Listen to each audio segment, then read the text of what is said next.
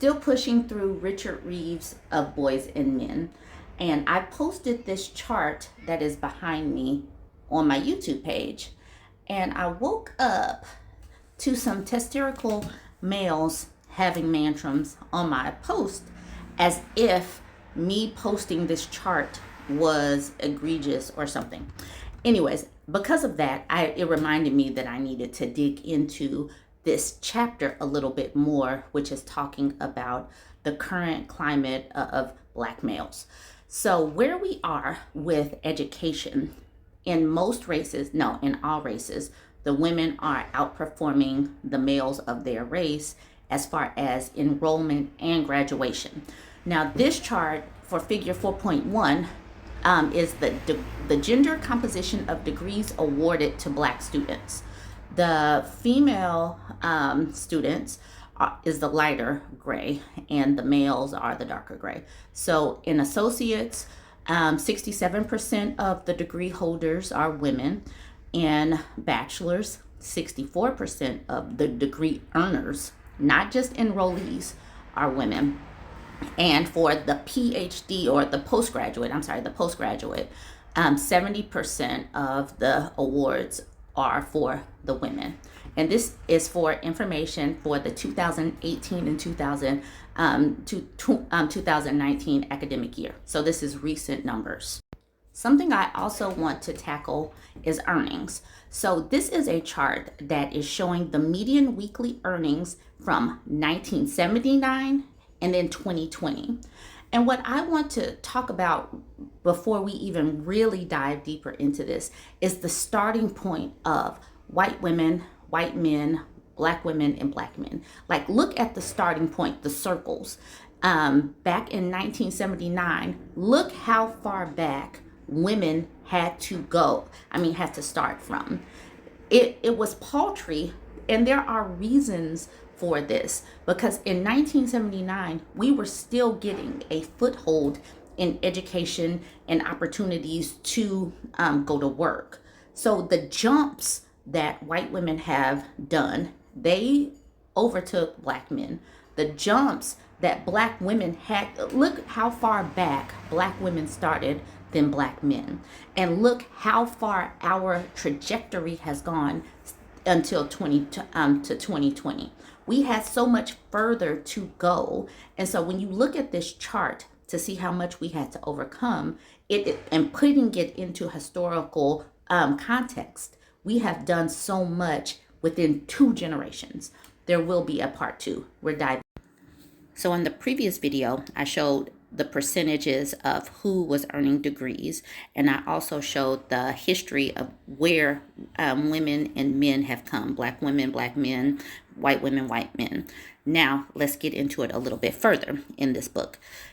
Richard Reeves says, Black women are seizing educational opportunities long denied to them, and on some fronts have overtaken white men.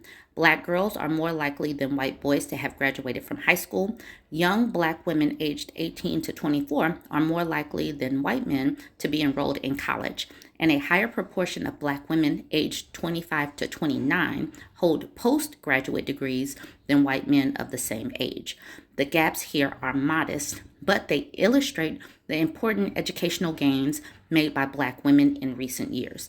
The gender gap in education between Black women and Black men is much wider than the one between white women and white men. For every Black man getting a college degree at all levels, there are 2 Black women. Okay, so let's get into this. Raj Chetty and his team at Opportunity Insights have crunched the numbers on 20 million Americans born around 1980. I'm one of them. To look closely at intergenerational patterns of poverty and mobility, they find that Black men are much less likely than white men to rise up the income ladder, while Black and white women raised by poor parents have similar rates of upward intergenerational mobility.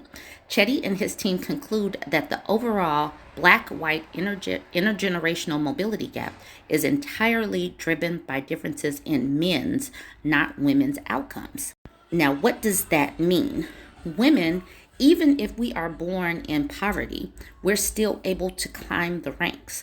whereas men and boys are not grasping the same opportunities. They're not able to move up and down through classes and poverty levels. Breaking the cycle of poverty for Black Americans will require a transformation in the economic outcomes for Black men.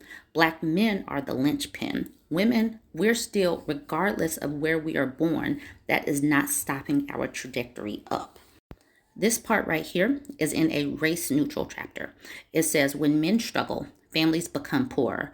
One of the most striking facts about recent economic history is that it is only women who have kept American families financially afloat in the last few decades.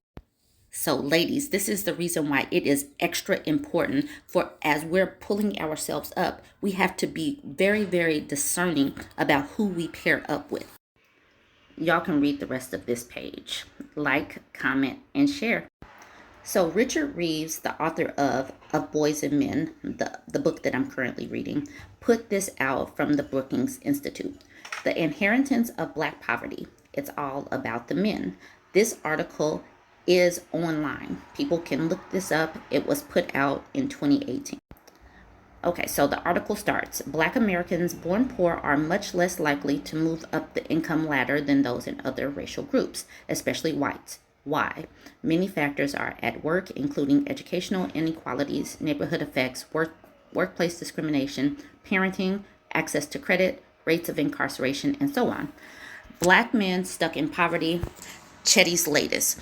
It goes, but gender is a big part of the story too, as detailed in a new paper from the Equality of Opportunity Project, Race and Economic Opportunity in the United States, an Intergenerational Perspective. That can be looked up as well.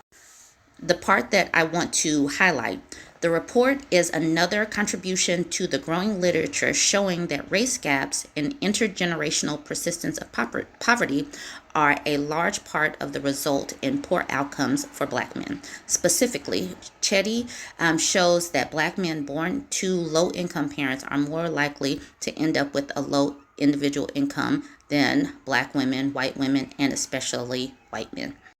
So this is impacting the men. No matter the situation with the women are able to still navigate up and down. We conclude, based on the preceding analysis, that the Black-white intergenerational gap in individual income is substantial for men, but quite small for women. It is important to note, however, that this finding does not imply that the Black-white gap in women's individual incomes will vanish with time. This is because Black women continue to have substantially lower levels of household income than white women, both because they are less likely to be married and because Black men earn less than white men.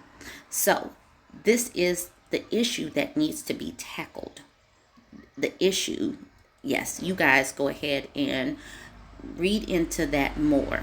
The information is out there. The women are trying. The women are definitely trying. We have pulled ourselves up 2 decades further. Our change in income compared to Black men, look at how much bigger our lines are from 1979 to 2020.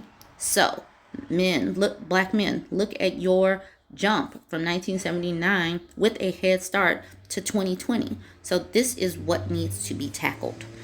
You guys go ahead, let me know what you think. Like, comment, share.